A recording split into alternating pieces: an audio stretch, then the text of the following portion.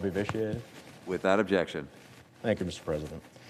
Mr. President, first, pursuant to the Arms Export Control Act of 1976, I move to discharge the Foreign Relations Committee from further consideration of S.J. Res. 77, a joint resolution providing for congressional disapproval of the proposed foreign military sale to the United Arab Emirates of certain defense articles and services.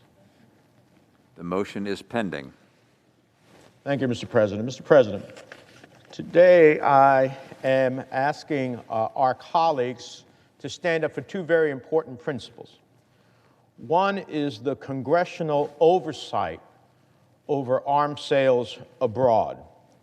And secondly, to ensure that these sales, in fact, promote and protect the long-term national security of the United States. Now, colleagues, I wish we didn't find ourselves in the position of having to discuss our concerns with this sale in this kind of forum. The United Arab Emirates has indeed been an important partner in the fight against terrorism and across the region, and I believe will continue to do so. However, a sale of this magnitude requires the appropriate due diligence. For the past few decades, the executive branch has respected congressional oversight of the arms sales process, a critical piece of which is an informal review period during which we get answers to pressing questions. We have an opportunity to review sensitive information so that when sales come up with the formal notification, which is what we have before us now, we have a clearer path forward. Unfortunately, in this case, the Trump administration decided to simply ignore congressional rights here and the review process, formally notifying the sales of these complex weapon systems along with other weaponry totaling $23 billion. Beyond obliterating the congressional review process, the administration also seems to have rushed through the interagency review of a sale of this magnitude. Whereas a sale of this scope would normally merit months and months of detailed deliberations between the Departments of Defense and State, this sale was announced with more missing than a few dotted I's and crossed T's. I'll go into more detail later before we vote, but the bottom line is that there are many outstanding issues critical to U.S. national security that have not been addressed, including, by way of example, the United Arab Emirates' present and future military relationships with Russia and China. My understanding is that there's negotiations to have with China an airstrip for Chinese military off of the UAE. Is that in the national interest and security of the United States? Should we not have a definitive commitment from the UAE that that will not move forward if these arms sales move forward, including the most sophisticated stealth jet fighter that we have? How do we work to safeguard U.S. technology? The guarantees we will have in place about how U.S. origin weapons will be used, given the Emiratis' history of transferring weapons to a terrorist organization and violating the UN arms embargo in Libya. The longer-term implications of an arms race in the region. And then, yes, the impact that could have on both our and Israel's qualitative military edge.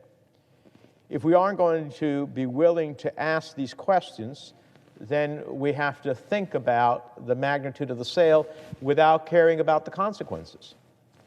Now, I have heard a number of my colleagues advocate in support of these sales because they believe that it will help our like-minded partners better posture against Iran.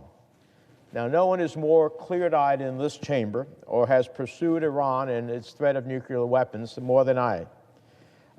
And we are clear-eyed about the threat Iran continues to pose to U.S. national security interests.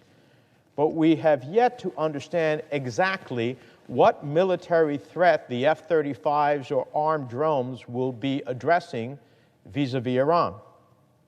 Furthermore, according to the Trump administration, as recently as last year, the UAE continued to host a number of companies who facilitate Iranian financial transactions in violation of various U.S. sanctions.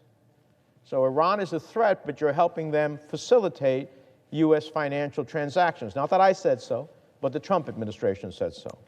Meanwhile, Iran over the past year has ramped up its nuclear capabilities amidst American diplomatic fallout. So if we really want to talk about countering Iran, we need a comprehensive diplomatic strategy.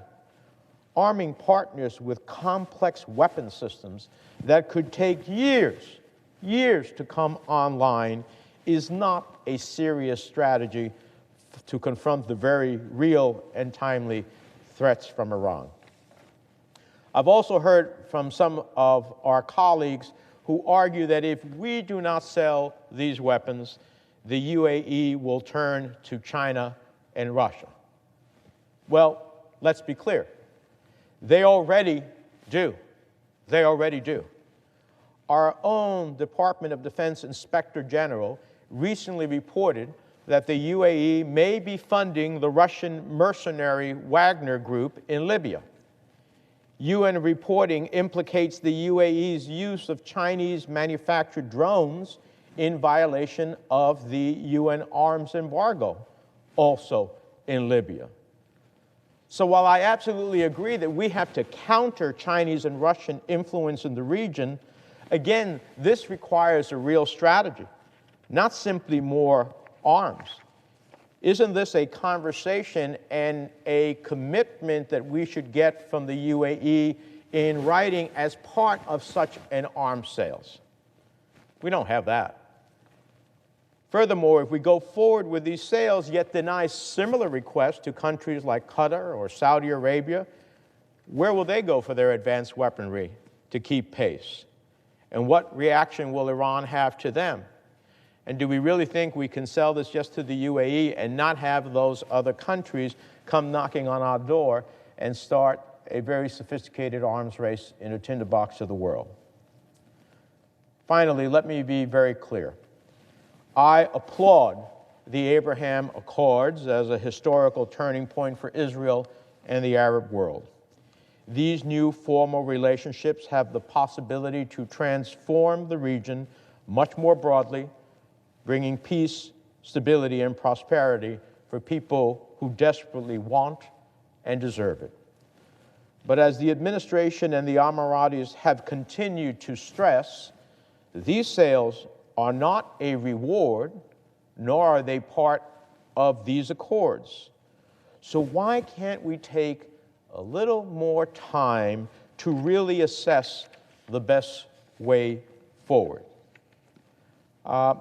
You know, we are in the midst of promoting a sale, this is the administration, that has some of the most significant transfer of advanced U.S. technology without clarity of a number of the key details regarding the sale or sufficient answers to critical national security questions. This is far more than about congressional prerogative, although I would argue that that is a critical element of our policies on arms sales. This is about national security concerns that we should have an answer to before those arms sales move forward. Again, colleagues, the bottom line is this. There are far too many outstanding questions and very serious questions about long-term U.S. national security interests. Perhaps after considerable engagement with the executive, we would assess that all of these sales do in fact advance our national security. Given the length of time it will take for delivery of these systems, it would seem quite reasonable to expect 40 days to evaluate these questions. So I urge my colleagues to stand up for Congress's role in the process of determining arms sales, as well as for having a clear answer to the critical questions that are posed to long-term U.S. national security interests. With that, Mr. President, I yield the floor and observe the absence of a quorum. The clerk will call the roll.